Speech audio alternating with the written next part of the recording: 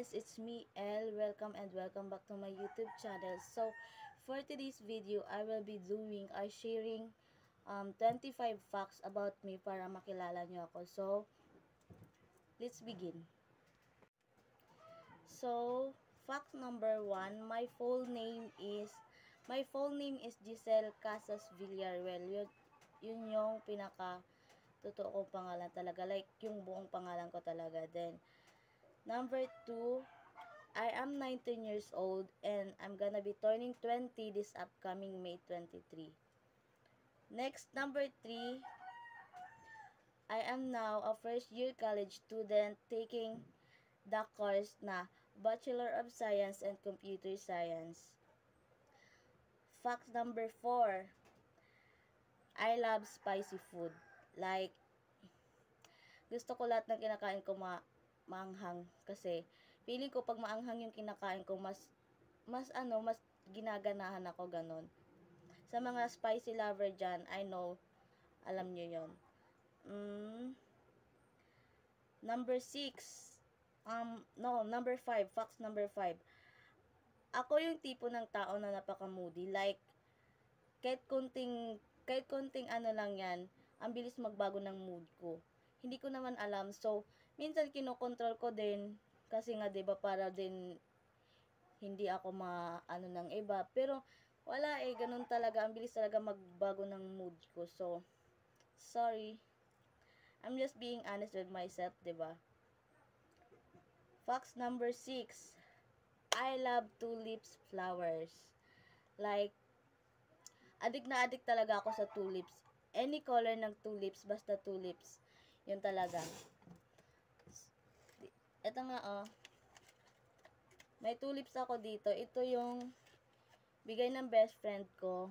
Bigay ito ng best friend ko. Nung birthday ko, nung 19th birthday ko, bigay niya to sa akin. Din ito kasi sila Ate Job, gumagawa sila ng keychain. Keychain to, kaya lang hindi ko nilalagay sa wallet ko. I tried to put this on my wallet, pero baka madumihan. So, iniingatan ko kasi, kaya dito ko na lang nilagay para tatlo na sila. 'Di ba? Ang ganda ng tulips. Kaya thank you kay Ate Job and to my best friend. Then,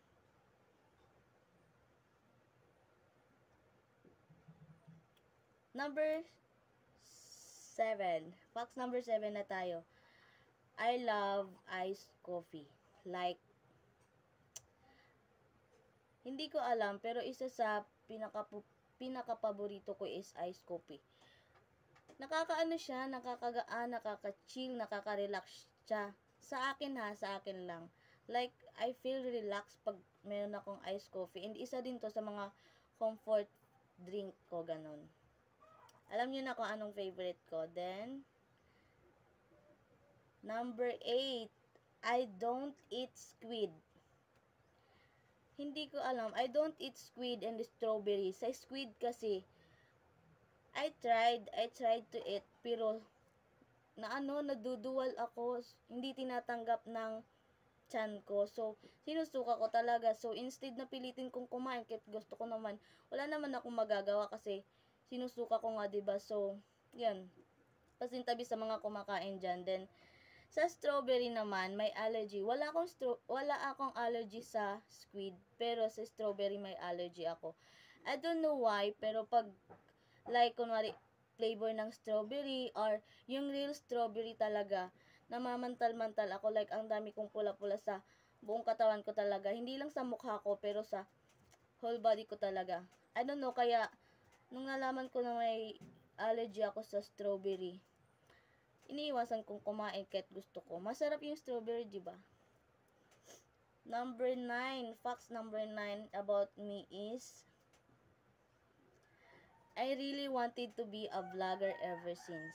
Like, nag-start na ako mag-vlog, nag-start na ako mag-upload, kaya lang, I don't know, pero na-delete siya. Hindi ko alam kung paano na-delete yun, basta, one time, chinek ko yung YouTube channel ko, erase lahat ng video ko. Wala akong alam, or sadyang dinelete, hindi ko alam, pero, yun, so, parang dun pa lang, sabi ko, maybe maybe vlogging is not for me talaga, not destined for me. Kaya, hindi na ako nag-upload, nawalan ako ng gana. Then dati-dati pa kasi, nai-inspired ako mag-vlog dahil kay Zainab. Idol na idol ko si Zainab, and isa din sa pag kunwari rest time or rest day ko, nanonood talaga ako ng vlog nila Ate Jai, pero yung pinapanood kong vlog talaga is yung pinaka-inaabangan ko talaga is yung sa Haraki Sisters. So, yun dun sa actually kay Ate Zainab talaga ako na-inspired. So, yun. I really want to be a vlogger, and wala, ayun talaga. Maybe yun talaga yung fashion ko.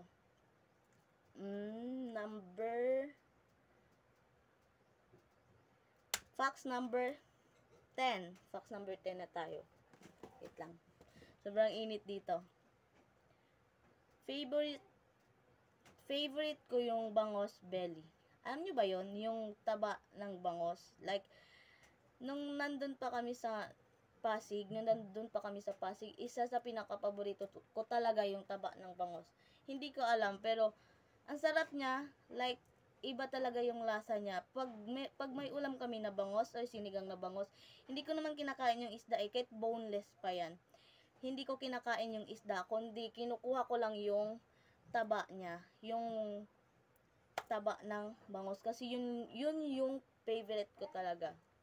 Mapaprito man yan, paksiw man yan, sinigang man yan, wala akong pake, basta yung gusto ko lang kainin is yung taba niya. So, that's it. Kaya, ang sarap ako dun eh. Then, facts number 11 na tayo, guys. I love makeup. Isa sa kinaka-adikan ko talaga is mag-makeup. Minsan nga titiktok lang ako niya na magme-makeup pa ako. Tapos after ko mag-tiktok, maghihilamos lang din naman ako. So, sayang yung makeup, pero wala eh. Ganon talaga. Tapos pag boring ako, and actually, to be honest, isa din to sa sideline ko. Like, pag may graduation, may debut, ganon, ini-inquire nila ako. Pagkakilala ko naman, hindi naman ako yung sisingil talaga ng bonggang-bongga. Hindi naman, kasi hindi naman ako yung kagalingan mag-makeup, pero may alam ako sa pag-makeup. So, pag kunwari, may kita ako, ganun, binibili ko din naman ng mga makeup ko, ganun, para madagdagan. Kaya kung, if you wanna give me a gift, kasi magbi-birthday na ako, please, makeup na lang. Our food, ganun. And, sorry na putol yung video ko. Facts number 12 na tayo. Mahilig ako sa gulay. I love vegetables. Kasi, dati ayoko din eh. Pero nung naandun ako kay mami tita dun sa Pasig, si mami kasi is vegetarian talaga siya. Like, balance naman yung food niya, pero okay sa kanya yung may gulay, kahit walang rice. Yun talaga, gulay talaga ang bubuhay sa kanya. So, si mami kasi sinanay niya kami na kumain ng gulay. May mga gulay na hindi ko kinakain talaga, pero nung sinanay niya ako is, hindi ko alam, na-apply din sa sarili ko. Tapos, nung mas pinipili ko na mag-ulam ng gulay kaysa sa karne, kaysa sa isda. Mas gusto ko pa talaga yung gulay. Pero dati, oh my God, sa pilitan pa na kumain ako ng gulay. Pero nung si mami yung kasama ko, Guy, wala kang palag, kakain ka talaga. Hindi ka naman, tapos ngayon, hindi naman sa pagiging maarte ha, mas pipiliin ko yung gulay kaysa sa isda. Sa isda kasi is, bihira ko kumain ng isda kasi nalalansahan ako. Not unless prito yan. Kasi pag prito, diba, hindi naman gaanong malansa. Tapos, pag sinigang na isda, ganun, kumakain naman ako, pero inaamoy ko muna yan. Alam ko may makaka-relate sa akin dyan. So, wag nyo akong i-judge. Sabihan nyo na akong maarte, is okay, ganun talaga eh. Number 13. I am belong to those girl na mahilig kumain. Yes, I love food talaga. I really, really love food. Ang sarap kaya kumain, di ba? So, yon. Number 14. I love listening to music. At the same time, I love singing din naman. Pero, dapat pag kumakanta ako, tanging ako lang yung nakakarinig kasi nakakahiya. For me, maganda naman yung tono ng boses ko, pero ayoko na naririnig ng iba. Hindi ko alam, pero maybe iniiwasan ko lang ma-judge or may masabi sila sa akin na ganda-gandaan ako, ganda-ganda sa boses ko, pero hindi naman talaga. Kaya, I keep na, pag kumakanta ako lang talaga. So sorry, pero yun talaga. Natatakot kasi ako ma-judge or ma-discriminate ng ibang tao or masabihan ng kung ano na alam kong ikakasakit ng feelings ko. So, I love listening to music kasi pag if I have a problem, ganon, nagpapa-music lang ako niyan. Tas habang nagpapa-music ako, umiiyak ako. Parang doon ko nabubuhos yung sama ng loob ko habang naka-play yung music. That's it. And 15 na tayo guys. Facts number 15. I am a kind of person na napaka-soft-hearted.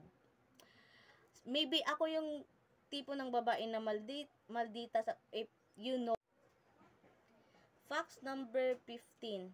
I am a kind of person na napaka-soft-hearted talaga. Like, kunting masabi mo lang sa akin, dadamdamin ko yan, iiyak ko yan. Iiyak ko yan ng ako lang.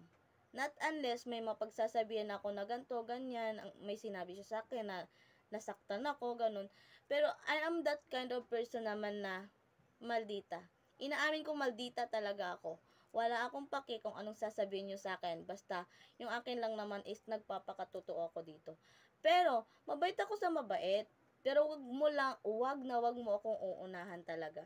Yun yung ayaw ko kasi wala akong control sa sarili ko kapag ginaganon ako. Maybe nagiging ganto ako or ganto ako, it is because sa mga past na napagdaanan ko. Like parang na-trauma ako kaya yun. But don't be scared. Mabait ako sa mabait. Yun lang.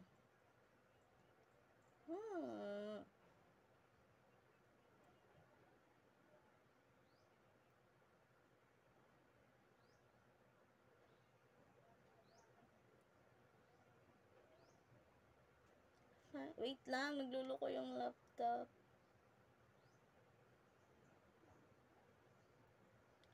Find something new better.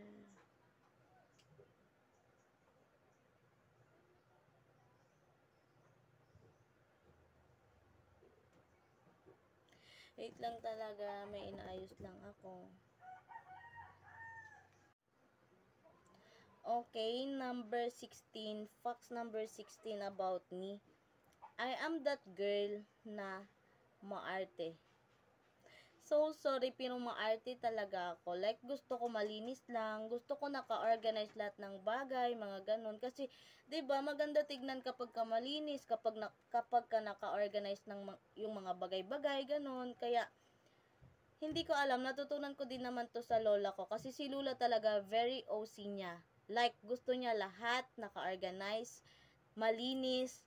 Kaya, siguro yun yung nakuha ko sa kanya. Kasi, laking lola at mami tita din talaga ako. Kaya, wala ganun talaga. Number 17. Ako yung tao na malambing, pero ayokong ako yung nilalambing. Like, clingy ako sa mga friend ko, sa mga kapatid ko, sa lola ko, sa mami ko, ganun. Pero, ayaw ko yung nilalambing ako. Like, ayaw ko yung tao na nagiging clingy sa akin. I don't know why, pero parang, for me, parang ang awkward or weird for me, ganon. So, it's okay for me na ako yung maglambing, ako yung maging sweet, pero, don't do it to me. Ayoko talaga. I don't know talaga. Ganon talaga ako. Sobrang arty, diba? So, sorry na, ganon talaga ako. Facts number 18. Mabilis magtampo, tsaka toyoin. Aminado naman ako dyan. Lately, nagtanong din ako sa mga friend ko, sa mga close best friend ko, kung ano ba yung facts na tingin nila for me talaga. Sabi nila mabait ako, pero dinideny ko yun kasi hindi nga ako mabait. Then, sabi nila, tupakin tsaka mabilis magtampo. Ganun talaga ako. Hindi ko alam. Like, i-ignore lang ako ng isa sa mga best friend ko or kunwari may tinatanong ako din hindi niya ako sinagot. Nag-overthink talaga ako like, maybe she's mad at me, ganun. Maybe may nagawa ako na ikinasama niya, ganun. Kaya, overthinker talaga ako. Kaya, hindi ko din alam. So, ang gagawin ko na lang yan, mananahimik ako, then tatampu-tampuhan ako. Not sa tampu-tampuhan, pero nagtatampo talaga ako. Yun. Tsaka, yun nga, diba, toyoin, kasi sabi ko nga, moody talaga ako. I am that kind of girl na napaka-moody. So, hey! Number 18, sobrang matipid. I said na foodie girl ako, pero matipid ako. Like, kunwari pag ganto na lang yung natira sa allowance ko, titipirin ko na yan. Mag-i-snack ako, pero yung tingin ko na yung tingin ko nakakasya na lang sa budget ko or sa allowance ko. Kasi, past few days, ang dami ding bayaran sa school namin. So, kailangan talaga magtipid. Then, pero hindi naman ako yung tipo ng tao na sobrang tipid talaga sa sarili ha. Like, pag kunwari may mga achievement naman ako, tinitreat ko yung sarili ko. Binibili ko yung gusto ko na feeling ko, deserve ko naman. Yun. So, sa mga katulad kong estudyante dyan, huwag niyong tipirin yung sarili nyo. Bilhin nyo kung ano sa tingin nyo yung deserve nyo talaga. Kasi deserve nyo yan. We're student, 'di ba? So, facts number 20. Oh my God, 20 na agad tayo. Piling ko ang bilis ng na explanation ko. Facts number 20, mahirap magpatawad. Hindi ko alam kung ba't ganito ako. Hindi ko alam kung like parang ang manhid kong tao na hindi ko kayang magbigay ng forgiveness talaga agad-agad. Maybe sa mga trauma to na naranasan ko like nung bata pa ako. Kasi to be honest, hindi ako talaga yung tipo na nagstay sa parents ko. Kasi doon talaga ako sa lola ko and kay mami. Doon ako talang parang sila yung sa akin, nag-mold up ng sarili ko ganon na 'di ba dapat parents ko, hindi sila, pero wala eh. Yun yung choice ko, sila lola at si mami talaga yung kasama ko. Tapos yun, siguro hindi na ako magiging oversharing dito kasi facts lang naman to about sa akin. Mahirap talaga ako magpatawad. Pero pag alam kong mali ko, nag-a-apologize naman ako pag alam kong mali ko.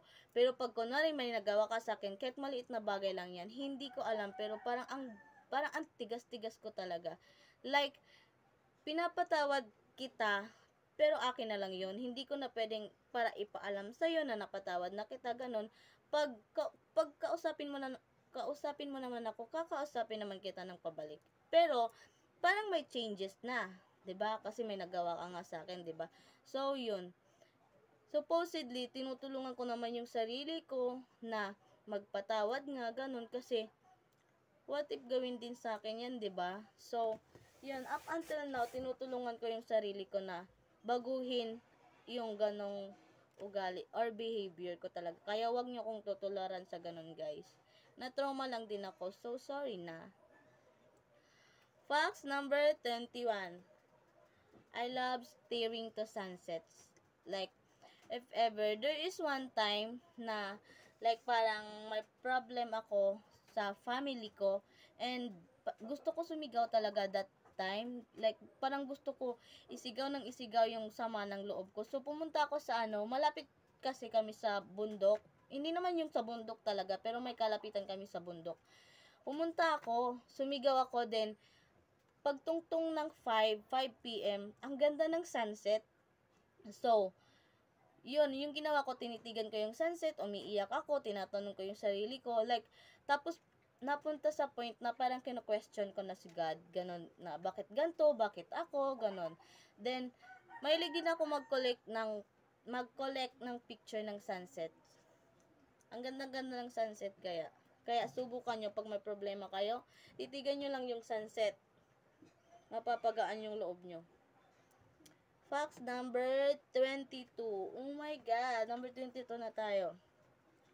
I love taking pictures. I love taking pictures talaga. Saan man ako pumunta kasama yung mga friend ko, or kunwari mga beaches, mountains, gano'n, nature, something. Ang hilig ko talaga kumuha ng picture. Like, yung akin lang naman is to save memories, 'di ba? Kasi patanda tayo ng patanda. So, yung mga picture na kinokolek ko, parang binabalik-balikan ko. Then, pag binabalik-balikan ko yon, may mga memories talaga sa akin. Yon. Facts number 23. I have, oh, wait lang.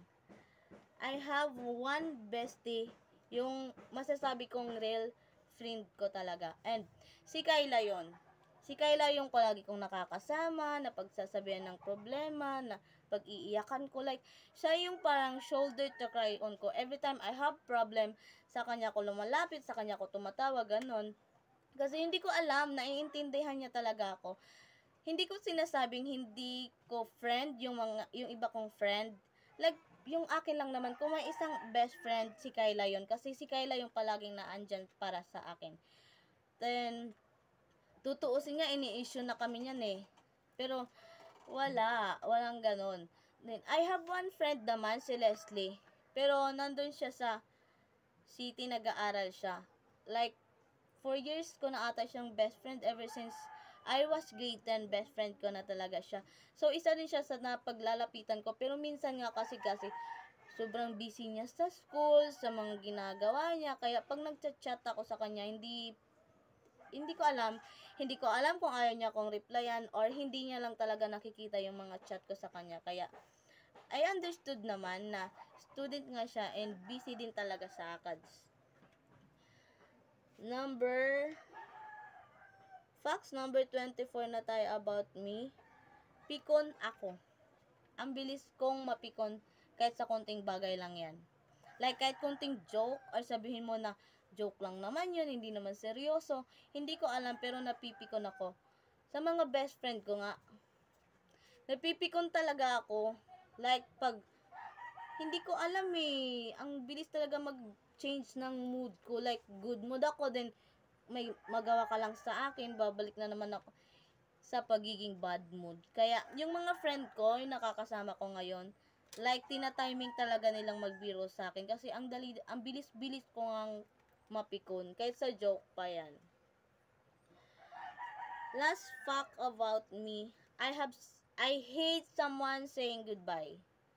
Like, okay na sa akin na umalis ka, pero wag kang magpapaalam. Like, it's okay for me na umalis ka, pero don't say the word goodbye. Hindi ko alam kasi nung grade 4 ako, I was 8 years old ata, if I'm not mistaken. I was 8 years old and grade 4 ako. Iniwan ako ni mama. And, hindi to drama ha. Gusto ko lang i-share. Iniwan ako ni mama and sabi niya kasi sa akin nung nagbabalak siyang umalis, isasama niya ako and yung ate ko yung iiwan niya. So, ako naman, as little girl na parang wala pang alam sa mundo talaga, I assume na ako talaga yung isasama ni mama. But the day na paalis na siya, parang pinatulog niya ata ako, hindi ko na matandaan eh. Pero alam kong pinatulog niya ako, tapos umalis siya. Yung ate ko yung dinala niya. So, pagising ko, hinahanap ko si mama, wala na siya. And, oh my God, ako lang naiwan sa bahay, wala dun yung papa ko, wala si mama, wala si ate, kasi nga, umalis si mama, dinala niya sa ate. And, gising na ako nung tinanong ko yung lola ko, sabi niya, umalis na daw yung mama mo, dala yung ate mo. So, parang, trauma din sa akin yun eh. Kaya, yun, hindi ko ma-explain sa sarili ko, kaya parang pinipili kong okay na sa akin umalis ka, pero wag kang magpapaalam. Kasi ang sakit eh, 'di ba? Sa na-experience ko lang naman to, kaya ako nagiging ganto. So, yun yung last fact about me. And I think that's it. Sana mas nakilala nyo ako as a person. I hope you guys enjoy this video. I hope you got to know me more. Bobo. Okay, that was the 25 facts about me. yung last is yung I hate someone saying goodbye. So, that's it. Sana mas nakilala nyo ko as a person. I hope you guys enjoy this video. I hope you got to know me more. Please leave it a thumbs up if you like it, and don't forget to subscribe and click the notification bell para updated kayo if I have new video na ipopost. So, bye aliens, and see you to my next vlog. No hate, just spread love.